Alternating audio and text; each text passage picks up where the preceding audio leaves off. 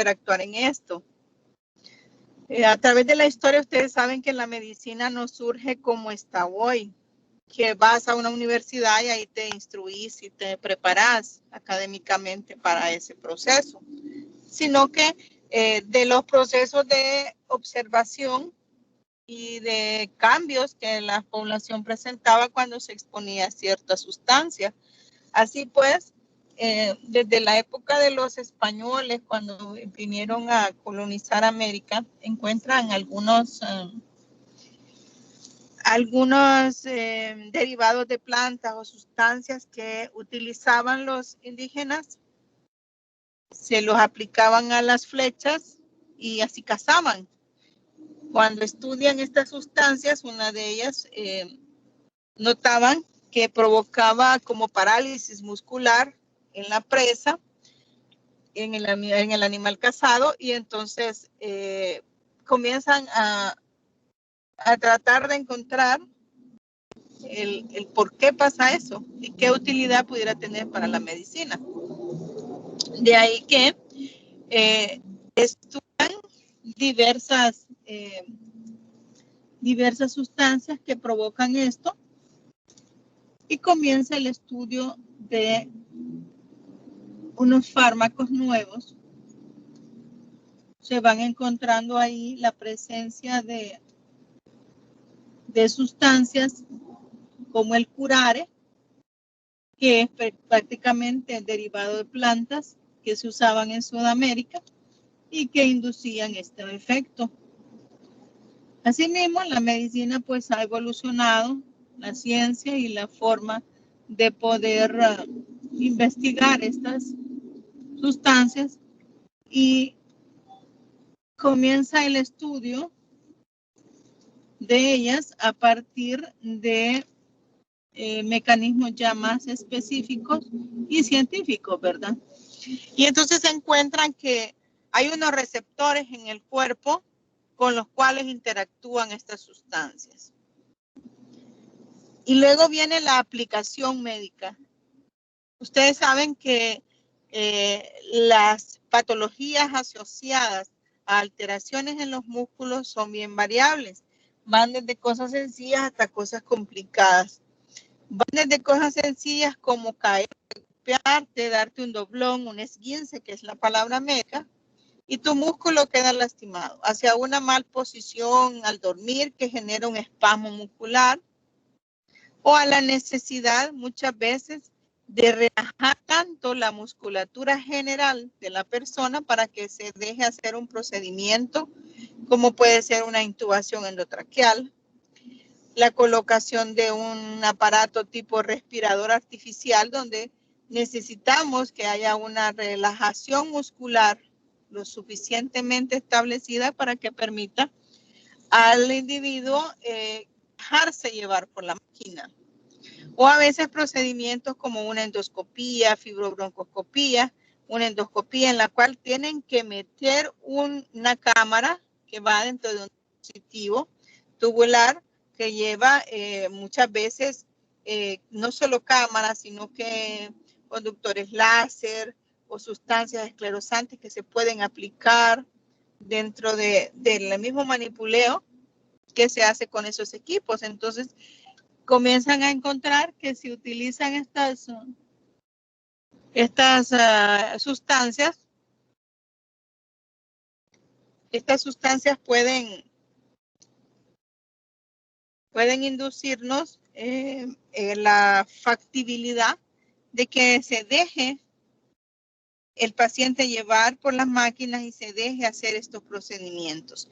También se le encontró otra utilidad clínica, como es aplicarlos en combinación con los anestésicos, porque acuérdense que la aplicación anestésica general implica pues conectar al paciente pues a una máquina que le permita darle, digamos, si es anestesia en base a fármacos inhalados, una máquina que le esté insuflando estos medicamentos a través de la vía respiratoria.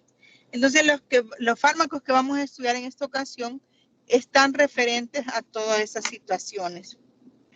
A ver cómo estos receptores que encontramos en las placas neuromusculares o en las estructuras nerviosas encargadas de regular los procesos musculares y de movimiento pueden estar siendo modificados para facilitar los procesos de alivio de ciertas enfermedades. La siguiente, por favor. Ahí prácticamente pueden observar ese esquema, está en su libro texto. He combinado el tema entre dos libros, como es la farmacología de Goldman y la de Capson, y unas pequeñas gráficas de la farmacología de Velasco. Ahí pueden ver la placa neuromuscular, cómo puede estar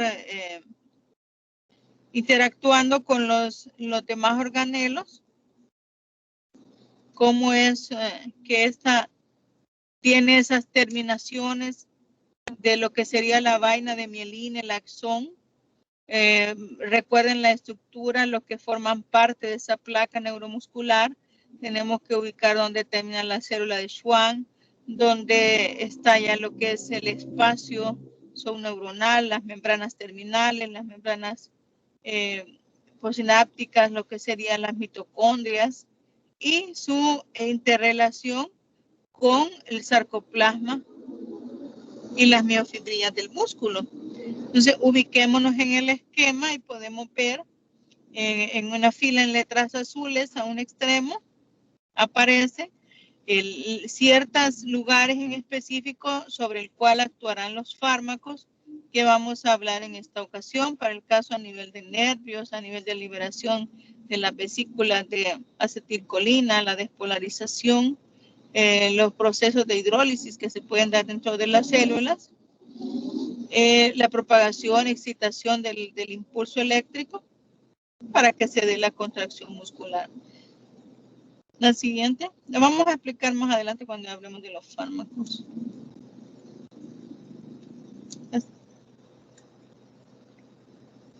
Ahí.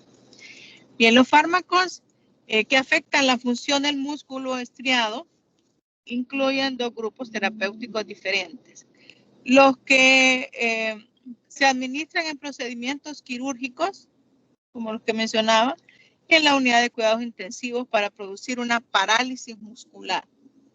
Ahí vamos a hablar de relajantes neuromusculares, pero también existen fármacos usados para disminuir la espasticidad de una diversidad de trastornos dolorosos. Ese término de espasticidad, les voy a sugerir que busquen videos cómo se ven los pacientes con espasticidad.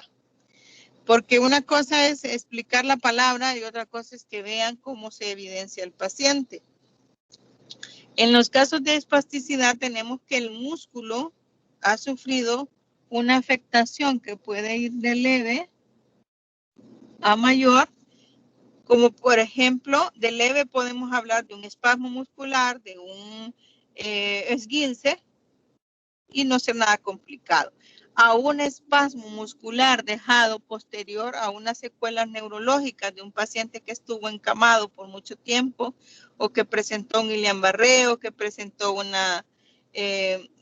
daño severo a las terminaciones nerviosas y pues al no tener una inervación adecuada tenemos una respuesta muscular inadecuada y el músculo está como tenso permanentemente y obviamente pues está dejando una alteración en el funcionamiento y en la estructura de cómo se ve corporalmente la persona. Por eso no pude subirles un video para que lo evidenciaran, pero voy a intentar subirlo a la plataforma y ahí tal vez lo pueden ver. Y si no, búsquenlo dentro de lo que es YouTube. Hay un montón de videos que hablan de cómo se ve el paciente con espasticidad. A estos fármacos usados en estas condiciones, pues les vamos a llamar espasmolíticos. El siguiente.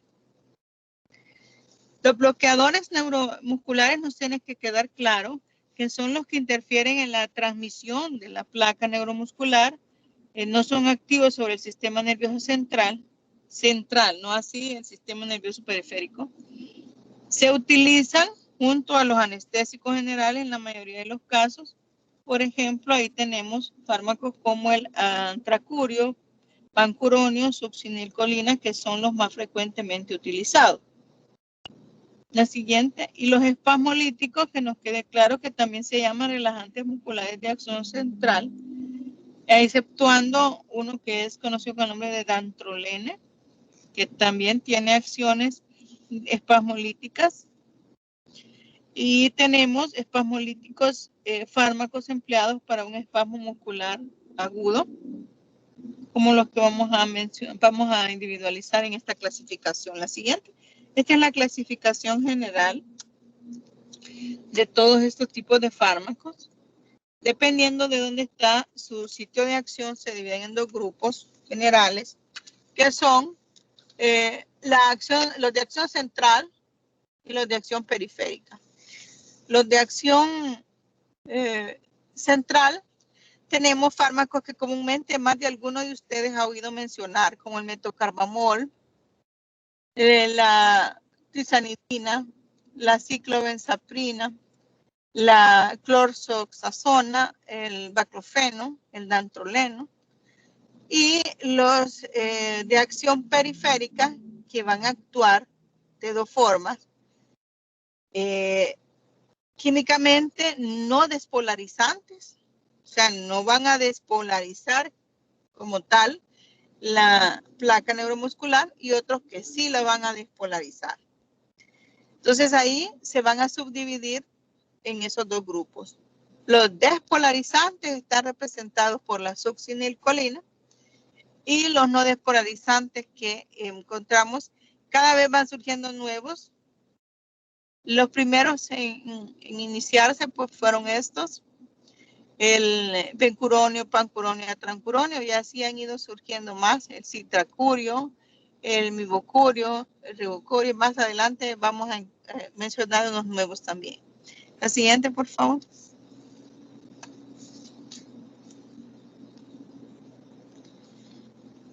Los agentes estos que actúan a nivel del sistema nervioso central, los que son llamados de acción central, los voy a mencionar de manera muy general porque la literatura que nos plantea o nos pide ahorita como prioridad es que hablemos de los de acción periférica. Sin embargo, considero que el uso más común para el médico general son los de acción central, entonces no podía dejarlos afuera. Entonces, estos agentes actúan en el sistema nervioso central, en los centros superiores de la médula espinal, para bloquear los espasmos, con el objetivo de aumentar la capacidad funcional y aliviar la incomodidad. Incluso el baclofeno, las benzodiazepinas, la tizanidina y la ciclobenzaprina. Estos relajantes musculares parecen depender de las propiedades sedantes y del bloqueo de las vías nociceptivas. En este grupo se incluye el carinoprodol, que es un profármaco que se metaboliza a meprovanato, y tenemos otros más como la metaxolona, el metocarbamol que ya la habíamos mencionado, y la orfenadrina. Estos últimos dos son los más utilizados para problemas leves, desde un espasmo muscular a un esguince, a un espasmo muscular de cuello, que es el más frecuente, o de espalda. Son fácilmente aplicables estos dos fármacos. No se usan en niños, solo en pacientes ya de adolescentes. Ya arriba de los 16 años sí se deberían de usar.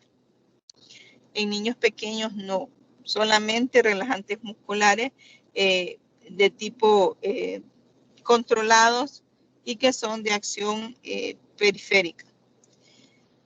La tetrabenzamina está disponible en el tratamiento de ciertas patologías como el córea, asociadas a enfermedades de Huntington, incluso medicamentos que están actuando a nivel inhibidor, que puede agotar las reservas a nivel de la dopamina. que realmente están actuando más bien como un espasmo lítico para disminuir la tensión del tono muscular.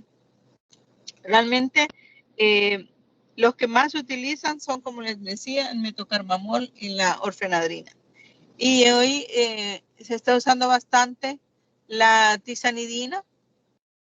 Lo que sí tienen estos fármacos de diferenciación es la afectación cardiovascular, y por eso es que no se deben de usar en niños, porque son capaces de hipotensar a la persona y el niño es bien lábil a ese tipo de condicionantes.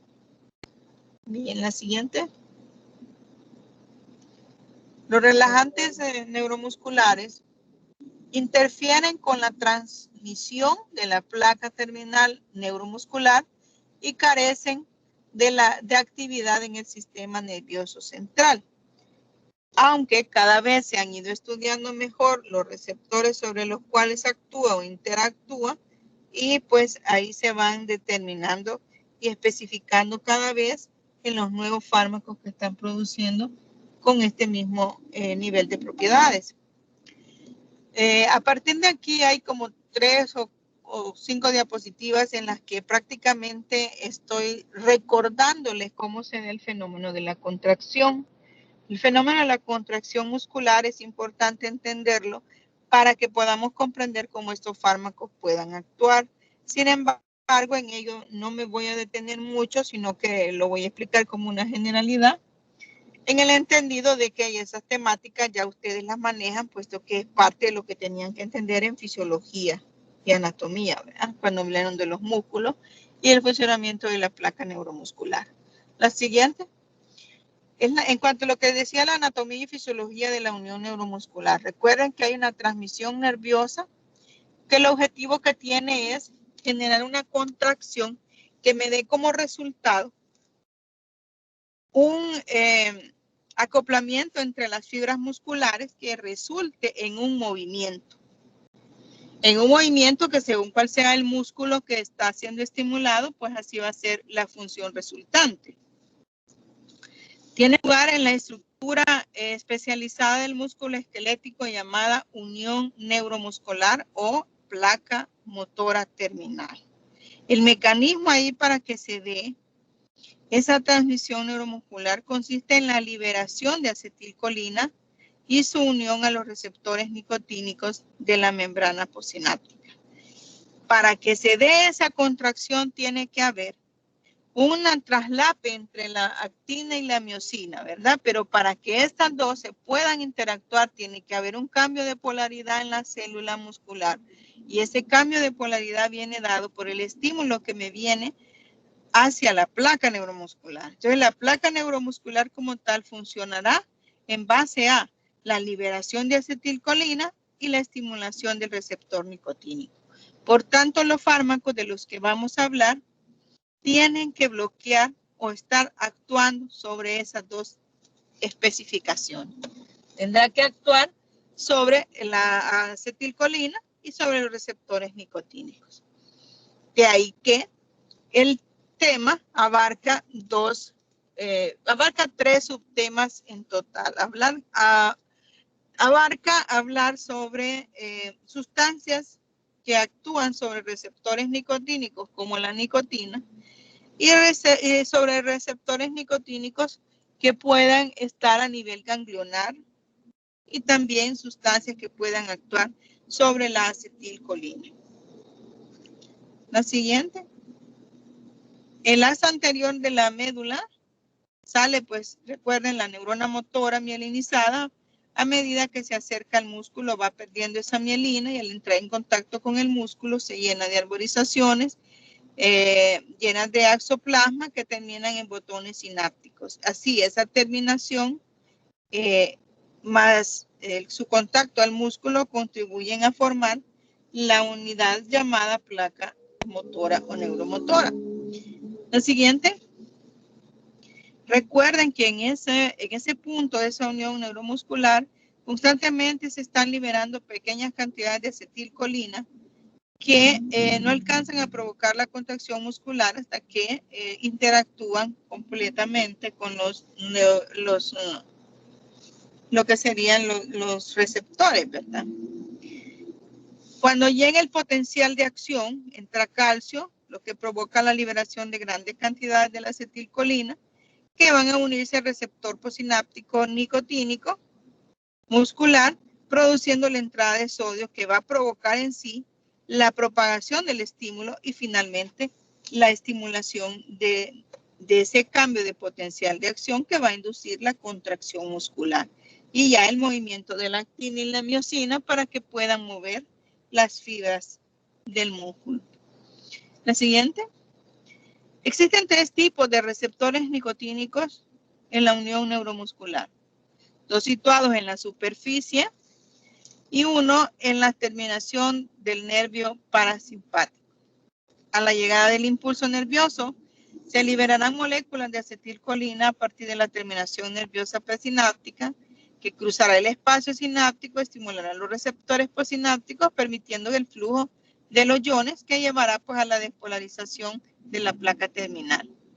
Luego se hidrolizará la enzima acetilcolinesterasa. Los receptores posinápticos están situados justo al lado opuesto de donde se libera la molécula de acetilcolina, generándole denominaciones, ¿verdad? Que nos van a servir para identificar los sitios específicos donde probablemente después actuarán los fármacos.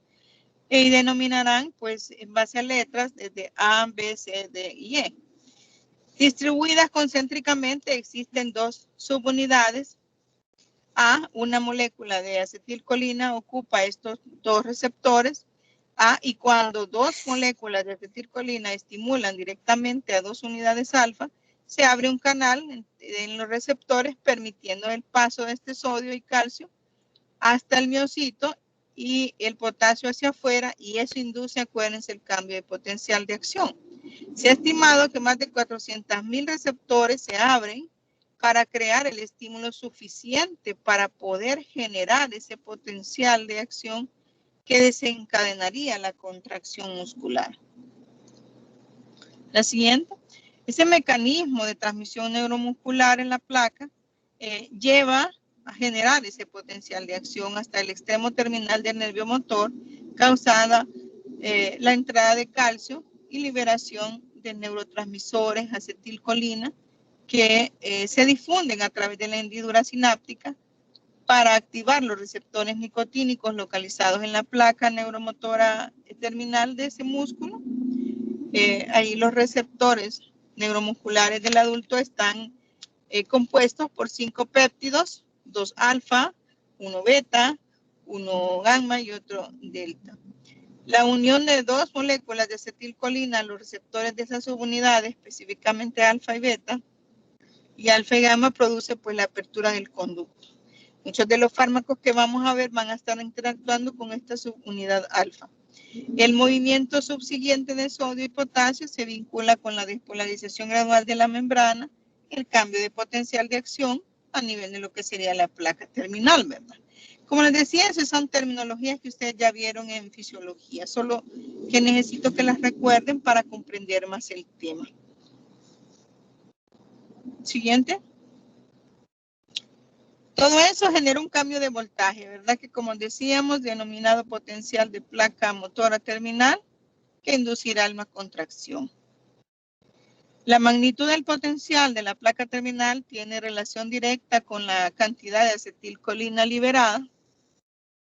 Sin embargo, si el potencial de la placa terminal es grande, se despolariza la membrana muscular adyacente y se propaga el potencial de acción por toda la fibra muscular. A continuación se inicia la contracción directa o evidente del músculo por acoplamiento de excitación-contracción y la acetilcolina liberada se elimina con rapidez y de la región de la placa terminal por difusión y genera después una destrucción de lo que sería la acetilcolinesterasa, que es la enzima local, que después ayudará como a volver al proceso normal de relajación de esa célula.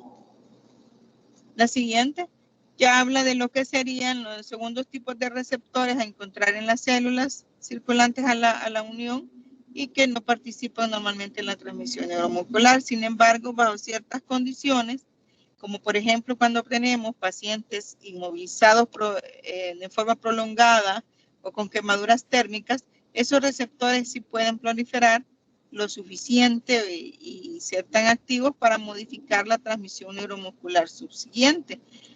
Entonces, podría ocurrir una parálisis y relajación muscular por una interrupción de la función de varios sitios de la vía, desde el sistema nervioso central hasta los nervios somáticos mielinizados, las terminaciones de los nervios motores no mielinizados, los receptores nicotínicos de acetilcolina, la placa motora terminal, la membrana muscular y el aparato contráctil intracelular. Por eso,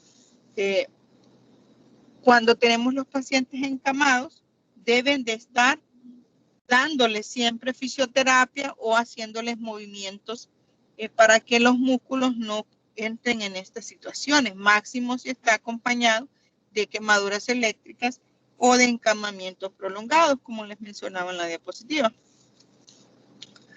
La siguiente. Van a haber situaciones en las cuales se da un bloqueo de la función de la placa terminal. Esta se puede lograr por dos mecanismos básicos. Porque hay situaciones en las que yo ya no quiero que la placa genere esa contracción. Puede ser que usted tenga dos tipos de patologías a tratar.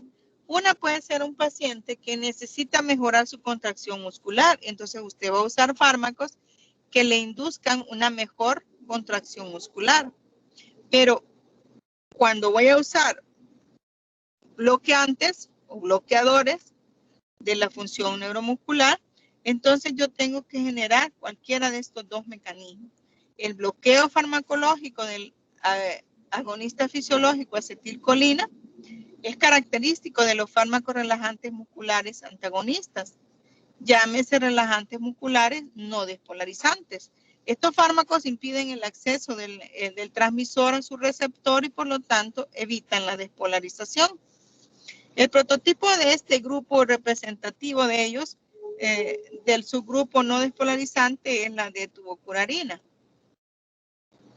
que es prácticamente el compuesto que usaban los indígenas sudamericanos en la formación del curare, ¿verdad? Entonces ellos lo que hacían es ponérselo en la punta de las flechas, como les mencioné cuando iban a cazar, el animalito caía en un estado de bloqueo de sus niveles de acetilcolina y entonces generaba en el músculo una alteración en la cual no se modificaba el acceso al transmisor de su receptor, evitaba la despolarización muscular y no se daba la contracción. Entonces el músculo queda paralizado. Ya no se podía mover el animal y era fácil atraparlos. El segundo tipo de bloqueo que se puede producir es por un exceso de un agonista despolarizante, como la acetilcolina. Tomamos una molécula modificada que simule los fenómenos que daría la acetilcolina, pero satura el receptor, entonces ya le induce una modificación. Este efecto, al parecer paradójico de acetilcolina, también se presenta en el receptor ganglionar nicotínico de la misma forma. El fármaco bloqueador despolarizante prototipo es la succinilcolina. Succinilcolina es un fármaco que está hecho por la presencia de dos moléculas de acetilcolina. Se puede producir un bloqueo despolarizante similar por la acetilcolina misma cuando alcanza concentraciones locales altas a nivel de lo que es la hendidura sináptica, como en el caso de la intoxicación por inhibidores de la colinesterasa o por la nicotina. Esa nicotina que la hemos visto por años ser usada por nuestra población puede generar este efecto despolarizante y generar esa alteración muscular capaz de bloquear. Imagínense músculos tan importantes como el músculo de la respiración. ¿Qué pasaría entonces si es bloqueado? No habría un proceso adecuado de respiración y puede fallecer el paciente, así como otros agonistas nicotínicos. La siguiente. Las drogas despolarizantes ocupan las dos subunidades de las que hablábamos, alfa, al igual que la acetilcolina, por lo que estimulan inicialmente los canales de sodio y de calcio, produciendo contracciones conocidas como fasciculaciones, pero estas drogas no son afectadas por la colinesterasa, ocupan estas subunidades por mucho más tiempo que la acetilcolina y causando despolarización y además posteriormente el bloqueo neuromuscular. La siguiente. Las drogas no despolarizantes compiten con la acetilcolina para ocupar una subunidad alfa por lo menos, inhibiéndola de forma competitiva, lo que causa que no haya una apertura del canal iónico, no se despolariza la membrana y el músculo va a quedar flácido y no va a poder funcionar adecuadamente. Por lo tanto, estos dos mecanismos inducen, la siguiente, inducen diferencias en cuanto a si utilizamos un bloqueo despolarizante o un bloqueo no despolarizante. Hablamos de un bloqueo despolarizante cuando semejan físicamente a la acetilcolina y por lo tanto se fijan a los receptores generando un potencial de acción muscular. Sin embargo, al no ser metabolizado por la colinesterasa, su contracción no cae tan rápido a nivel de la hendidura sináptica y produce una despolarización prolongada de la placa terminal muscular. La duración del bloqueo depende del ritmo de difusión de la succinilcolina, de la placa neuromuscular hacia el plasma, donde es metabolizada ya por la pseudocolinesterasa.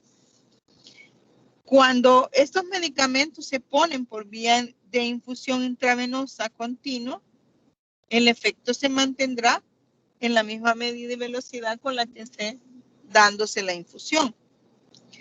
En el caso del bloqueo no despolarizante, aquí actúan por bloqueo competitivo de la acetilcolina a nivel de la membrana postsináptica, de tal manera que al unirse al receptor impide la acción despolarizante de la acetilcolina, pero no tiene la capacidad de generar los cambios en los canales iónicos para su apertura. Y entonces no genera el cambio de polaridad. Y se va a llamar entonces no despolarizante. La siguiente. Estas drogas no despolarizantes se desarrollaron desde más o menos allá por 1942 con compuestos derivados de amonio cuaternario y poseen en su estructura moléculas de por lo menos un átomo de nitrógeno cargado positivamente. Estos relajantes musculares no despolarizantes se clasificarán en dos categorías farmacológicas y químicas, básicamente porque en base a sus componentes se establecen en dos. Número uno, permítanme. Fíjate que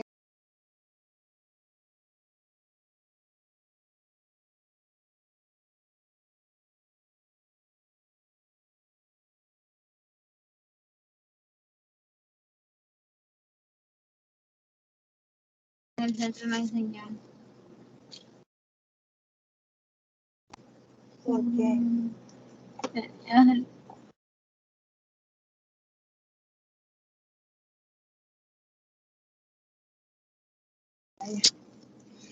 Me van a dar unos minutos porque tengo un problema con la conexión.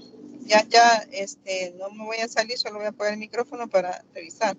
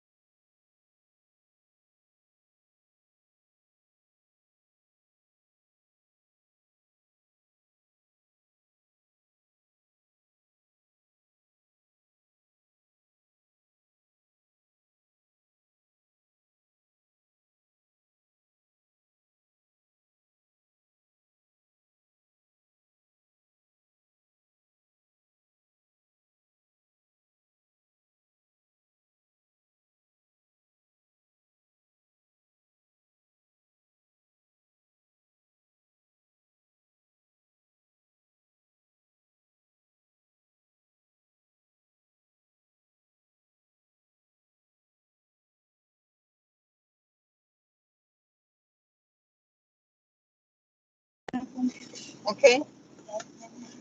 Van a disculpar. Vamos a continuar. En este caso, hay que valorar cómo estos fármacos están interactuando en todos estos procesos.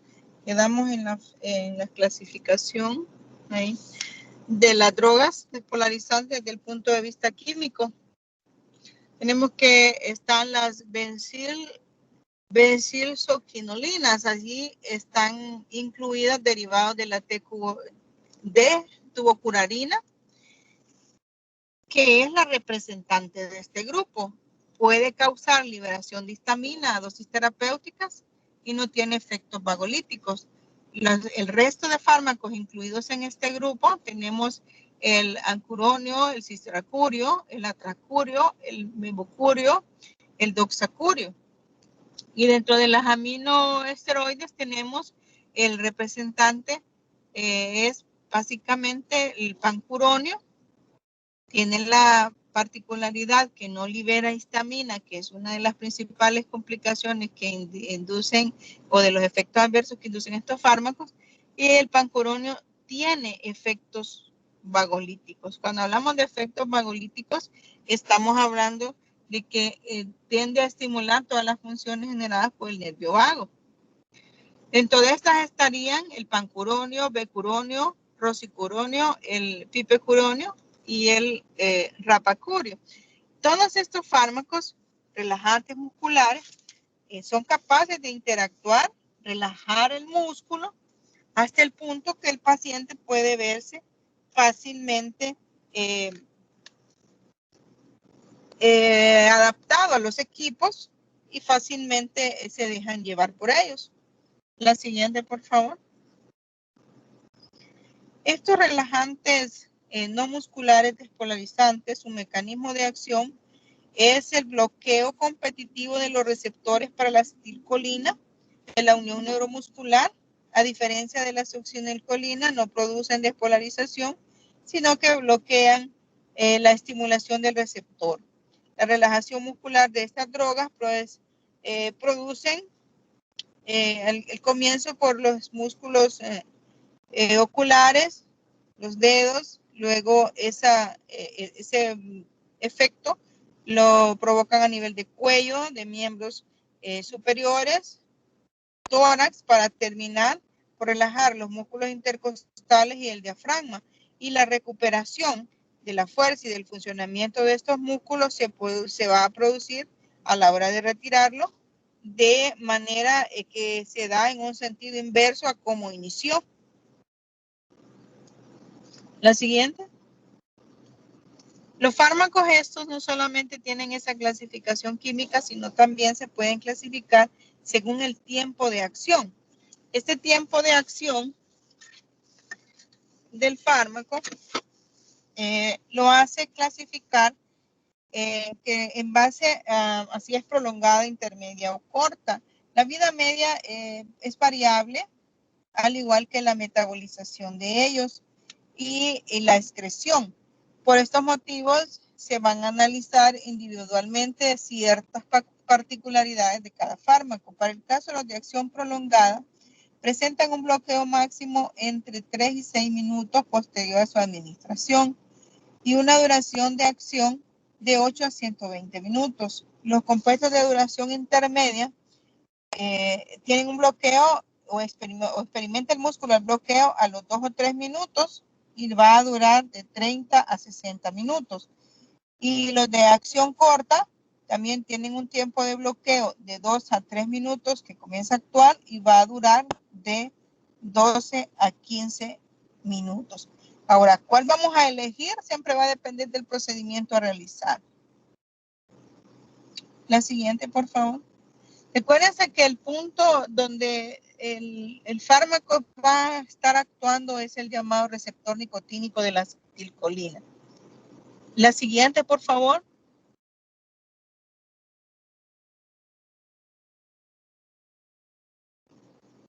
La siguiente.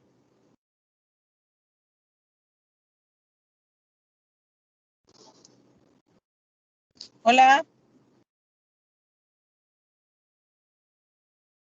No, no le avanza, no mira que avanza. No avanzan.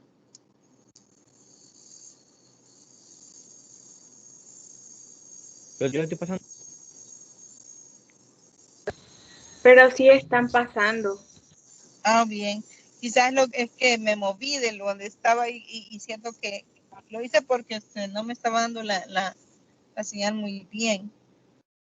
Bueno, aquí a mí no me sale que vayan moviéndose la diapo, pero bueno, yo voy a ir avanzando porque sé que tienen la otra clase y no quiero interferir con ellos. Bueno, el libro texto plantea que ustedes tomen en cuenta lo que es el receptor nicotínico de la acetilcolina. Este lo que hace es mediar la neurotransmisión posináptica de la unión neuromuscular en los ganglios autónomos periféricos y en el sistema nervioso central. Modula en gran medida la liberación de neurotransmisores en los sitios presinápticos. El receptor se llama receptor de acetilcolina nicotínico, porque tanto el alcaloide nicotina que lleva el tabaco o que produce el tabaco, como neurotransmisor es capaz de actuar o de interactuar con este mismo. Y como cuando se inició su estudio prácticamente se identificó más con la estimulación que hacían la nicotina como tal, y ahí pues quedó pues su nombre. Hay diferentes o distintos subtipos de receptores nicotínicos que existen en la unión neuromuscular. También de los ganglios autónomos, no solo de la placa neuromuscular y a nivel del sistema nervioso central en su forma neuronal. La unión que haría la acetilcolina al receptor del receptor de nicotina inicia el potencial de acción de la placa terminal, que es lo que tienen que recordar, que es ahí donde vamos o necesitamos que se genere la acción del fármaco. En el músculo o en el potencial posináptico excitatorio, en los ganglios periféricos, al mediar directamente el influjo de los cationes de la célula posináptica y modificándonos o bloqueando directamente ese movimiento de los iones para que se bloquee la acción muscular. El siguiente.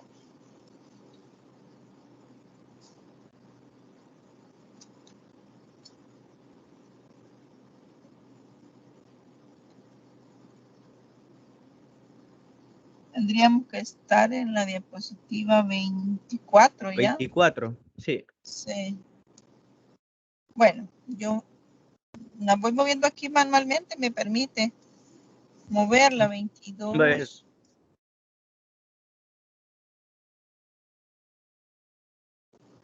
Ahí, 24. En la diapositiva habla de lo que son agentes de bloqueo muscular. Aquí los agentes bloqueadores neuromusculares modernos, los que han ido surgiendo de ciertas épocas para acá, ya se clasifican principalmente en esas dos clases de los despolarizantes y no despolarizantes. Recuerden que de los despolarizantes siempre va a ser el único representante sigue siendo, la succinilcolina, mientras que en los competitivos no despolarizantes tenemos unas variaciones y unos cuantos fármacos nuevos que aparecen en la siguiente diapositiva. Se usan con mayor frecuencia para facilitar la intubación endotraqueal y relajar el músculo esquelético a la hora de hacer la cirugía. La siguiente. Ahí aparecen, este está en el libro texto, solo es la imagen cortada del libro texto, donde aparecen los subgrupos químicos que han ido apareciendo de los nuevos fármacos bloqueadores. En este caso, aparecen prácticamente 4 subgrupos en los que hacen mención de la succinilcolina, el D-mecatonio, de la tubocularina, del atracurio, del gantacurio, que es relativamente de los nuevos, el rosacurio y el becuronio. prácticamente aprendernos, sabernos exactamente la estructura química, así como médico no nos compete mucho, excepto el químico farmacéutico, ¿verdad? Porque es el que va a hacer las modificaciones de estas moléculas y de los cambios a nivel radical. Pero es bueno que conozcamos pues que en base a esto, pues cambios y modificaciones que se le van haciendo a la molécula es que van surgiendo los nuevos fármacos. Eso le va a generar modificaciones en sus acciones farmacológicas, que es lo que a nosotros como médicos nos interesa más. Vean, la siguiente. Que habla ya directamente de las acciones farmacológicas de estas sustancias. Estas sustancias pues son antagonistas competitivos que se unen a las neuronas musculares y de esa forma pues bloquean de modo competitivo su unión a la acetilcolina. Los agentes despolarizantes como la succinilcolina despolarizan la membrana abriendo los canales de la misma manera que la acetilcolina. Persiste más tiempo en la unión neuromuscular debido y en mayor medida a su resistencia a la acetilcolina en la hendidura. La despolarización así es más duradera, dado como resultado un breve periodo de excitación repetitiva que puede provocar excitación muscular transitoria y repetitivas, lo que médicamente o físicamente vamos a ver como fasciculaciones. Las fasciculaciones son como movimientos rítmicos leves de un grupo muscular en específico.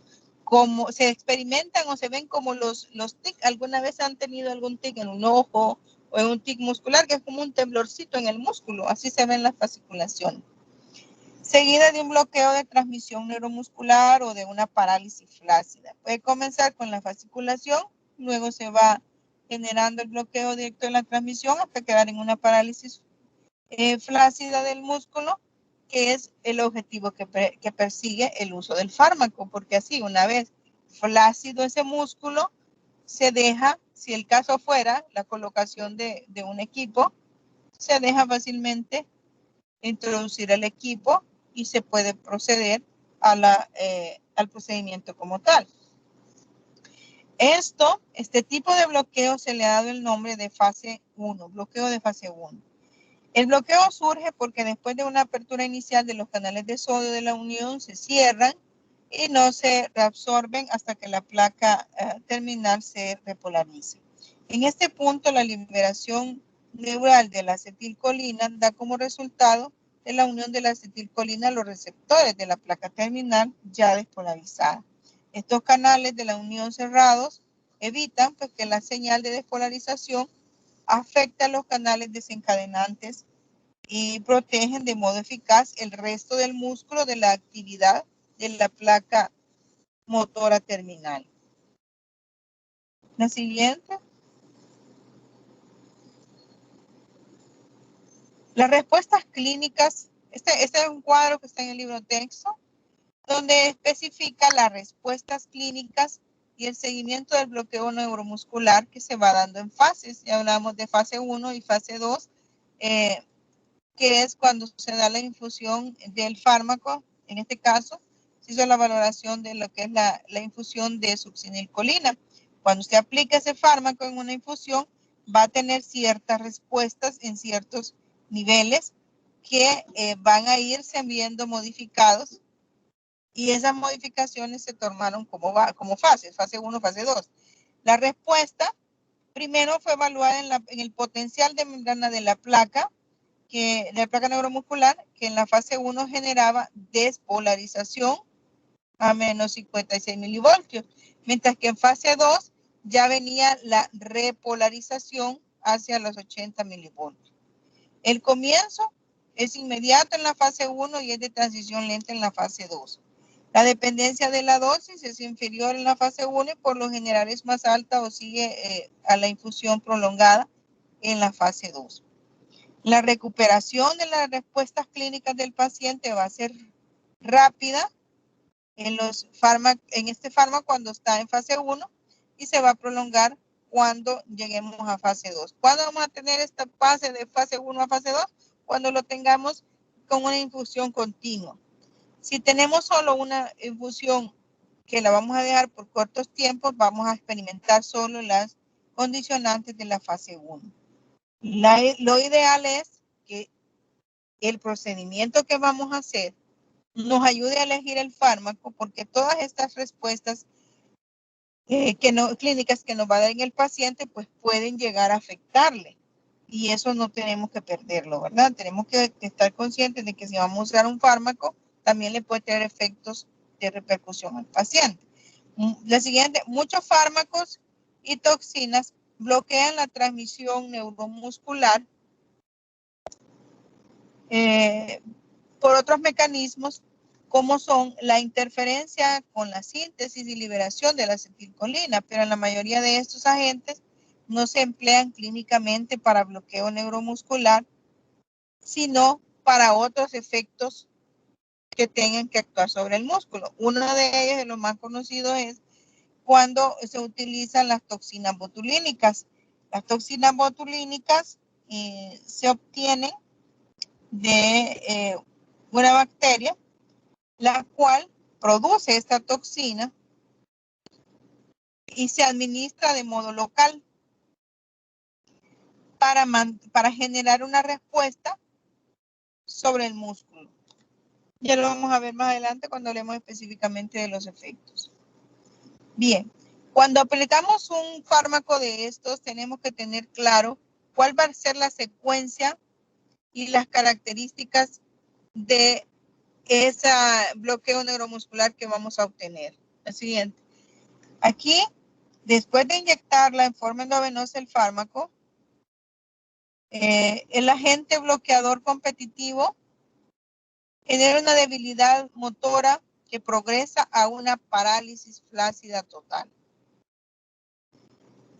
¿En qué orden? Se va a dar desde los músculos pequeños que se mueven de forma rápida, como los músculos de los ojos, la mandíbula y la laringe, se relajan antes que los músculos de las extremidades y el tronco. Por último, los músculos intercostales y finalmente el diafragma quedarán paralizados y la respiración va a cesar. Usted tiene que tener claro que si va a poner este fármaco, en ese orden se van a venir bloqueando sus músculos. Después de una sola dosis intravenosa, que puede andar por 10 a 30 miligramos, usted va a ir notando los cambios en el agente bloqueador despolarizante.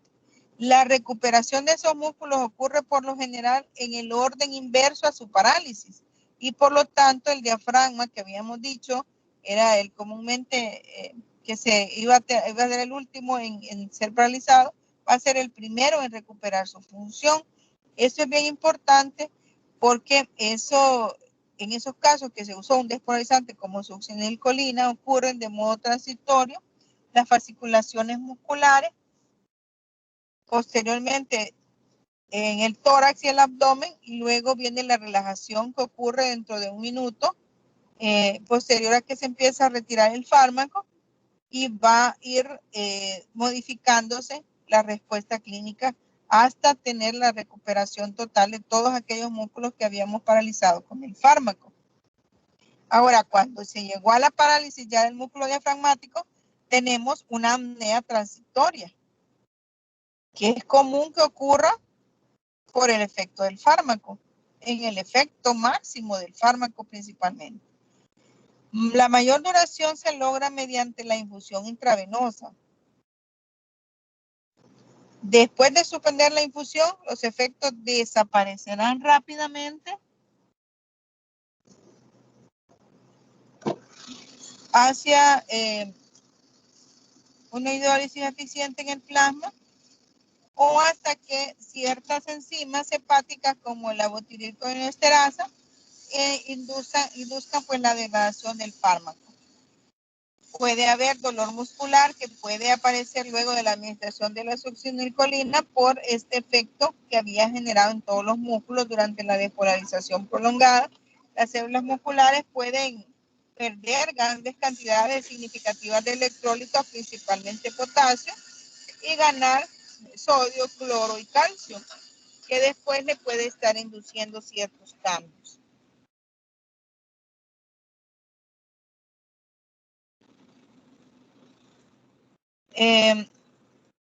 La siguiente. Los efectos que vamos a obtener con estos fármacos, lastimosamente, no son solamente en el músculo, sino que va a haber unas pequeñas modificaciones en otros sistemas. Y es lo que debemos de saber para ver qué vamos a vigilar en el paciente. Por ejemplo, los efectos a nivel del sistema nervioso central y en los ganglios. Se ven más que todo por la combinación de fármacos que se utilizan cuando estos se están utilizando, valga la redundancia, con un procedimiento. Tenemos, por ejemplo, que la tubocurarina y otros bloqueadores neuromusculares cuaternarios están desprovistos de efectos centrales después de dosis clínicas normales, debido a su capacidad, pero su incapacidad de penetrar la barrera hematoencefálica. Sin embargo, producen un bloqueo parcial de los ganglios autonómicos y en la médula suprarrenal, generando un descenso de la presión sanguínea y taquicardia. Y pueden verse modificados esos efectos si, por ejemplo, la barrera hematoencefálica estuviera inflamada o con algún otro proceso.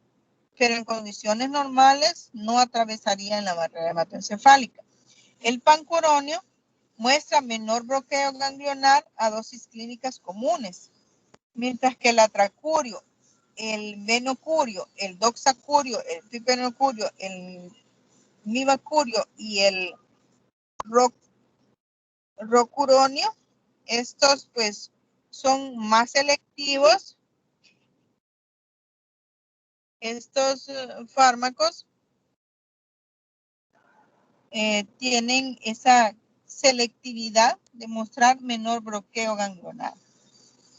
Durante los procedimientos en los cuales se han utilizado estos relajantes junto con un anestésico, es necesario vigilar las respuestas cardiovasculares y mantenerlas en estados óptimos. El pancuronio tiene pues una acción vagolítica, presumiblemente por el bloqueo de los receptores muscarínicos que conduce a fenómenos como taquicardia. También de los agentes despolarizantes, la succinilcolina a dosis que produce la relajación neuromuscular rara vez causa efectos atribuibles al bloqueo ganglionar. Ocasionalmente puede inducir efectos cardiovasculares debido a la estimulación sucesiva de los ganglios vagales que se pueden evidenciar como bradicardia, y cuando afecta a los ganglios simpáticos se puede evidenciar con procesos o sintomatología de hipertensión y taquicardia. La siguiente. Hay modificaciones que se producen en sus conformaciones farmacodinámicas y farmacocinéticas que van a mencionarnos de que los bloqueadores neuromusculares de amonio cuaternario se absorben poco a nivel gastrointestinal, por eso la mayoría de ellos no se utiliza por vías orales, solo por vías parenterales. La absorción es adecuada, incluso en sitios intramusculares, pero el inicio más rápido se logra con la administración intravenosa. Hay modificaciones si se usan en dosis única o en dosis de infusiones. Las infusiones, acuérdense que son puestas en forma continua, ¿verdad? Las infusiones se ponen el fármaco diluido en un suerito a través de una máquina infusora que usted la programa para ver cuántos cc por minuto quiere que le pasen al paciente. Cuando se administran agentes bloqueantes competitivos tales como la de tubocurarina o el pancuronio, el bloqueo puede disminuir después de 30 minutos debido a la redistribución del fármaco, al bloqueo residual o a los niveles plasmáticos de fármaco. Los agentes de acción prolongada pueden acumularse si usted está utilizando dosis múltiple, como en aquellos casos de pacientes que usted le hace un procedimiento, luego decide hacerle otro, o por A o B razón tiene que repetirlo, entonces está utilizando dosis múltiples. Los aminoesteroides contienen grupos ésteres que tienden a hidrolizarse en el hígado y si el hígado es capaz de metabolizarlo rápido, vamos a tener efectos más evidentes o más luego en cuestión de tiempo. La siguiente. Al irlos analizando uno por uno, no los vamos a analizar todos, pero sí los más utilizados como el atracuronio, se convierte en un metabolito menos activo mediante esterasas plasmáticas y por degradación espontánea en el plasma y en el tejido, lo que es llamado fenómeno de eliminación de Hofmann. Debido a estas rutas alternativas de metabolismo, el atracuronio y el cisatracuronio no muestran pues un aumento de la vida media de eliminación en pacientes con problema renal o insuficiencia renal. Y esto es una ventaja porque acuérdense que con estos pacientes cuesta mucho decidir qué fármaco utilizar. La duración en extremo breve de la acción de la succinilcolina se debe en parte a su rápida hidrólisis por una enzima llamada butirilcolinesterasa que es sintetizada en el hígado y encontrada en el plasma. Y de los otros, de los nuevos, que es el gantacurio, se degrada en dos mecanismos químicos. Uno es la aducción rápida de cisteína o una hidrólisis más lenta por el enlace éster que tiene en su molécula, adyacente al cloro y no depende de actividades enzimáticas. La siguiente es la elección del fármaco. ¿Cuándo usar uno, cuándo no usar el otro? ¿De qué depende? Pues la selección terapéutica de los agentes bloqueantes neuromusculares debe basarse en lograr un perfil farmacocinético consistente con la duración del procedimiento y minimizar el compromiso cardiovascular o los efectos secundarios, prestando atención a los modos de eliminación específicos del fármaco en pacientes que tengan alguna alteración, ya sea renal o hepática. Dos características que sí son muy útiles para también distinguir los efectos secundarios y el comportamiento farmacocinético de estos agentes bloqueantes neuromusculares es valorar la naturaleza química y la duración de acción del fármaco. En el caso de la naturaleza química del agente, estos agentes más recientemente producidos exhiben una frecuencia muy disminuida de efectos secundarios en los nuevos. Principalmente el bloqueo ganglionar y una duración de acción establecida, ya la vamos a ver en el cuadro siguiente, y el bloqueo de respuestas vagales y la liberación de histamina. Esos aspectos se han ido logrando gracias a la modificación de los radicales en cada molécula y han venido pues originándose los nuevos fármacos de este tipo de bloqueantes neuromusculares. La siguiente es un cuadro que está en su libro texto que habla de la duración de la acción del fármaco. ¿Por qué durará más el fármaco? ¿En qué casos va a durar más? ¿Cuáles son los que duran más? ¿Por qué usar esos? ¿Por qué no los otros? Me sirve en la naturaleza química del agente que condicionará la duración de ese fármaco. Se clasifican como agentes de acción larga, intermedia, corta o ultra corta, más que todos los nuevos. Con frecuencia los agentes de acción prolongada son más potentes y requieren dosis más bajas y eso pues también disminuirá el efecto tóxico. Tenemos que hay agentes, lo podemos valorar en ese cuadro, está en el libro texto, en la tabla número 11.3. Habla de agentes de las horas de comienzo una vez administrados, cuánto duran y el modo de eliminación. Si tenemos patologías que modifiquen este nivel de eliminación, entonces va a modificarme los tiempos que está actuando. Entonces, yo sé que un paciente tiene una afectación renal, sé que su eliminación renal se va a ver modificada y entonces podría prolongarme el efecto adverso de alguno de estos fármacos. Por eso es que a la hora de indicarlos se deberá tomar en cuenta este tipo de clasificaciones. Los de duración ultracorta y corta, como la succinilcolina despolarizante, el gentacurio, el mibocurio, Prácticamente tienen hidrólisis en plasma por colinesterasa, aducción de cisteína o hidrólisis de éster o hidrólisis por plasma de colinesterasa, y en su, al tener este mecanismo de eliminación, pues su efecto y duración será ultra corta o corta. Mientras que fármacos con duración intermedia como el becuronio, atracurio, rucoronio o el cisatracurio tienen eliminación hepática o renal, o a veces de las dos. Entonces también tienen eliminación por fenómenos de Hodgman, eliminación por hidrólisis del éster o eliminación meramente hepática como el rocuronio. Entonces, si usted sabe que tiene una alteración hepática el paciente, le va a prolongar el tiempo de duración y pone en riesgo al paciente. No sé si se entiende cómo este cuadro nos influye en la utilización del fármaco.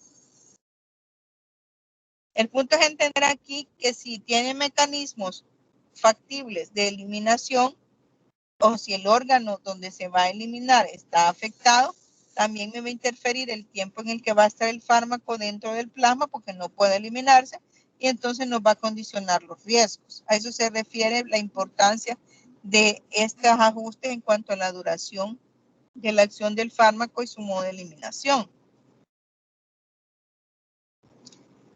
La siguiente es una tabla donde habla de las clasificaciones en cuanto al tiempo. Antes solamente no existía el ultracorto, pero sí tomaban en cuenta el corto, el intermedio y el largo. Y ahí pueden observar que prácticamente pues son los mismos fármacos.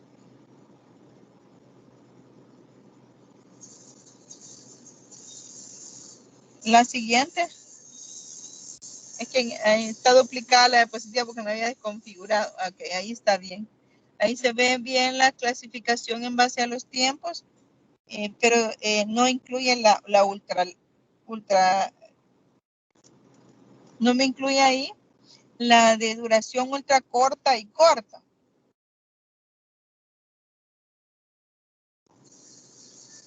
Esta es en base a lo que sería el libro de Velasco. Sin embargo, la que vamos a tomar en cuenta va a ser la primera, que es en base al libro de la farmacología de Goodman. Bien, la siguiente son los, concretizamos en los usos terapéuticos de este fármaco, que es la número 37. Ahí la utilización, pues en primer lugar, un relajante muscular. Es como un ayudante en el caso de anestesia quirúrgica para obtener una relajación del músculo esquelético, particularmente la pared abdominal y facilitar las manipulaciones. Los bloqueadores neuromusculares de corta duración a menudo se pueden utilizar para facilitar la intubación endotraqueal, la laringoscopía, la broncoscopía, esofagoscopía, en combinación con un anestésico general. También se administran por vía parenteral casi siempre, por vía intravenosa, en la unidad de cuidados intensivos para mejorar la adecuación de la pared torácica, a eliminar pues la discronía con el ventilador o con el respirador artificial para que el paciente se deje llevar, ¿verdad? En la medición del bloqueo neuromuscular en humanos, también se ha utilizado este tipo de fármacos para inducir esa medición. Eso a nivel de investigaciones. Cómo se comporta el ser humano ante ciertos dispositivos en los que tiene que medirle el bloqueo neuromuscular. También se utiliza, la siguiente. También otros usos terapéuticos son en la prevención del trauma, en la terapia de electroshock. En el paciente cuando le ponen terapia de electroshock está moviendo, entonces puede generarse daño. También se usa para control de espasmos musculares y rigidez. Existen otros tipos de bloqueantes como las toxinas botulínicas y el dentroleno que actúan de manera periférica para reducir la contracción muscular. Y en estos, pues, la utilización se da principalmente en afecciones oculares de estrabismo, en blefaroespasmo, en espasmos hemifaciales, o en el caso de las toxinas botulínicas que se han usado de forma cosmética para tratar espasmos, también distonías, espasmos asociados al esfínter esofágico inferior y las fisuras anales. En tratamientos, específicamente procedimientos cosméticos populares para aquellos que buscan quitarse arrugas de la cara, ¿verdad? En ellos ha sido muy utilizado, pues, estas toxinas botulínicas que tienen la capacidad de generar este efecto de relajación muscular. El dantoleno también se usa en el tratamiento de la espasticidad y la hiperreflexia. Ellos tienen una acción periférica que causa una debilidad generalizada de lo que es el músculo. Para tratar la espasticidad, pues se involucran las neuronas motoras alfa que se originan en el tronco encefálico y la médula espinal. Y es de ahí, desde ese punto de vista, donde el dantoleno pues tiene un mejor efecto. Los efectos adversos de estos fármacos son la apnea prolongada, colapso cardiovascular. La siguiente, por favor.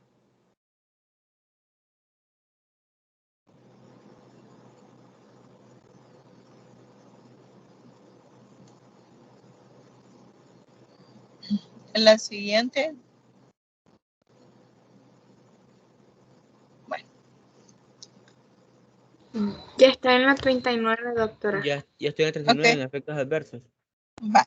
Estos efectos adversos incluyen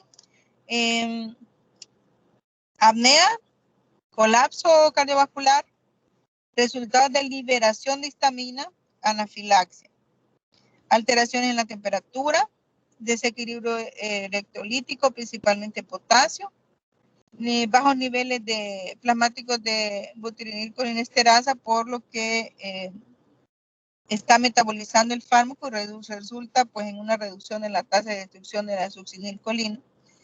Eliminación retrasada de los fármacos cuando haya presencia de miastenia gravis, latente, cuando hay carcinoma de pulmón, cuando hay síndrome miasténico de Hector-Lambert, cuando hay reducción de flujo sanguíneo del músculo esquelético. Esperemos una eliminación retardada del fármaco.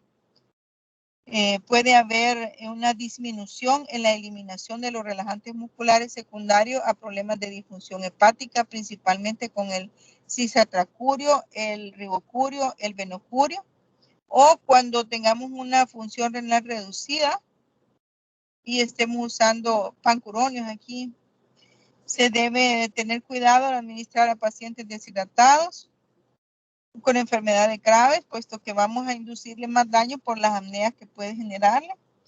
Puede causar una liberación rápida de potasio desde sitios intracelulares. La hiperpotasemia inducida por fármacos como la succinilcolina es una complicación potencialmente mortal de este fármaco, por eso hay que tener mucho cuidado y tomar pues, los niveles de potasio previo a la utilización del fármaco. También puede inducirnos hipertermia maligna, y también nos puede inducir sobredosis. La siguiente, esa hipertermia maligna la vimos cuando hablábamos de fármacos tipo anestésicos generales, pero es el mismo efecto que le puede dar. La siguiente son las reacciones adversas ante una sobredosis. Cuando hay una sobredosis de un agente bloqueador neuromuscular pueden generarnos parálisis respiratoria. ¿Cómo la vamos a corregir? Haciendo mantenimiento adecuado de la vía aérea, utilizando bloqueadores competitivos tipo metilsulfato de neostigmina o hidrofonio, ahí aparecen las dosis. En caso de una sobredosis puede agregar un antagonista colinérgico muscarínico tipo atropina o glicopirrolato para evitar la ralentización excesiva del músculo cardíaco.